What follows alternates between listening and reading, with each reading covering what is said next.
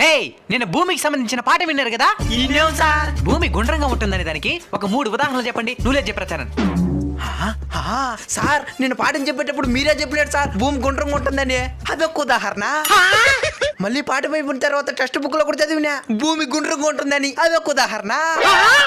మళ్ళీ ఇంటికి వచ్చి హోంవర్క్ రాసా ఉంటే మా అమ్మ నేను కూడా చెప్పలేరు భూమి గుండ్రంగా ఉంటుందని. అదొక ఉదాహరణ. కూర్చో. ఉదాహరణ పదానికే అర్థం మార్చేనారు కదరా. నువ్వులే రగ్గిరి. మొన్న శరీర భాగాల ఉపయోగాలు ఎందుకు చెప్పినాను కదా.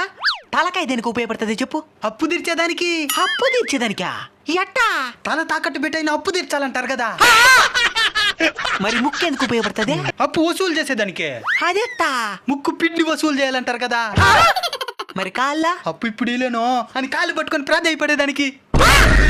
మీ నాయన వడ్డీ వ్యాపారి కదా. మీకే తెలుసు సార్. ఇంతకీ చేతులు ఎందుకు ఉపయోగపడుతుంది తెలుసా? దేనికే? నిన్ను